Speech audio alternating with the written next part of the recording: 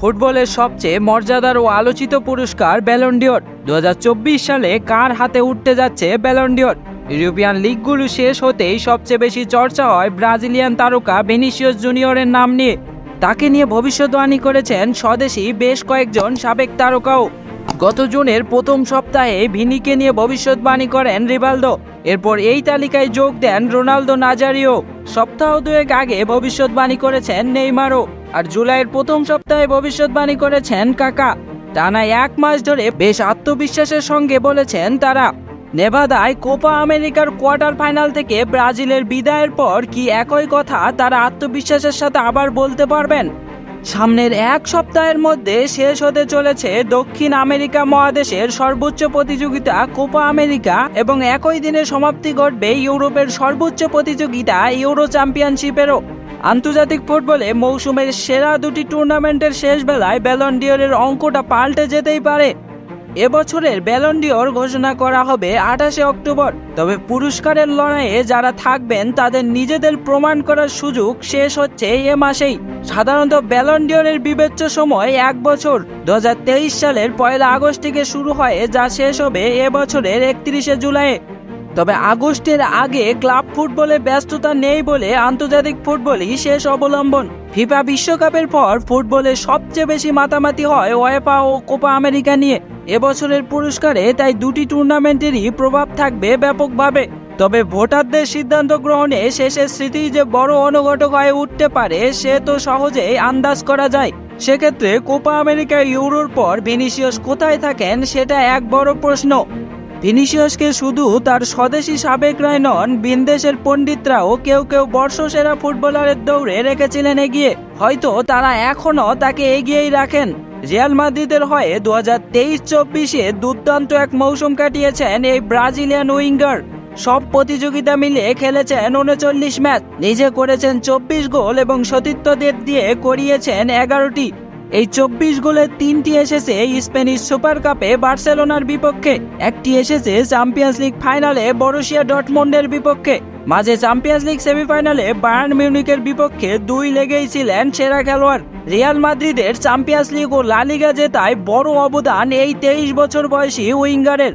যেসব নির্বাচিত সাংবাদিক ব্যালন ডি'রের জন্য ভোট দিয়ে থাকেন তাদের 3টি বিষয় বিবেচনায় নিতে বলা হয়।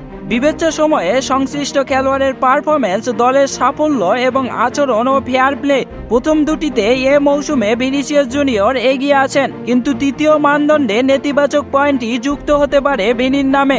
মৌসুম জুড়ে নিজে যেমন বর্ণবাদের শিকার হয়েছেন, তেমনি আক্রমণাত্মক প্রতিক্রিয়ার কারণে সমালোচিতও হয়েছেন।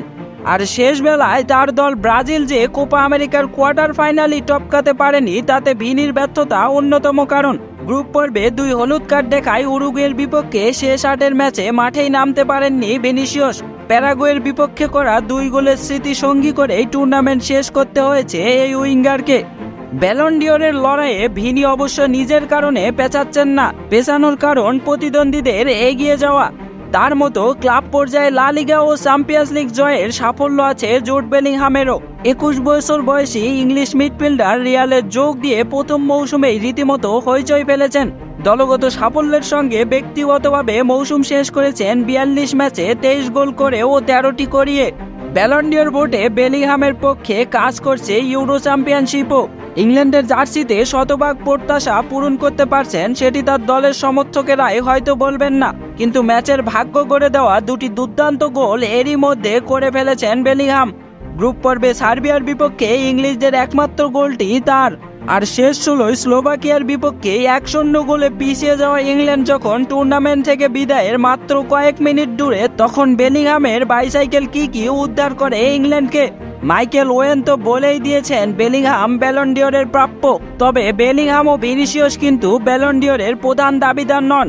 ইউরোর মাধ্যমে সবচেয়ে বড় দাবিদার হয়ে উঠতে পারেন কিলিয়ান এমবাপেও। 1 জুলাই থেকে এমবাপে রিয়াল মাদ্রিদের খেলোয়াড়।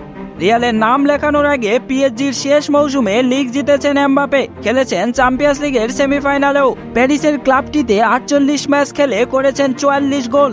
যদি এবারে ইউরোতে কিলিয়ান এমবাপে ইতিহাস গড়া কিছু করে ফেলেন, তবে ব্যালন ডি'র ছুটবে তার দিকেও। আর এদিকে স্পেনে ব্যালন ডি'র দৌড়ে আছেন রদ্রি। ম্যানচেস্টার সিটিতে খেলা এই ডিফেন্সিভ মিডফিল্ডার ক্লাবে কাটিয়েছেন দুর্দান্ত এক মৌসুম। সিটির হয়ে 12 গোল এবং 15 অ্যাসিস্ট করা রদ্রির মৌসুমে জিতেছেন প্রিমিয়ার লিগ, ক্লাব বিশ্বকাপ ও ওয়েফা সুপার কাপ। এর মধ্যে তার গোলেই লিগের শেষ দিনে শিরোপা নিশ্চিত হয় সিটির। ইউরোতেও গোল করেছেন শেষ 16 জর্জিয়ার বিপক্ষে। এখন পর্যন্ত দুর্দান্ত খেলা স্পেন যদি ইউরো ট্রফি জেতে তাহলে এই রদ্রিও ব্যালন ডিওরের অন্যতম দাবিদার হবে। এছাড়া কোপা আমেরিকায় আর্জেন্টিনা চ্যাম্পিয়ন্স হলে আলোচনায় চলে আসতে পারেন লাউতারো মার্টিনেজও।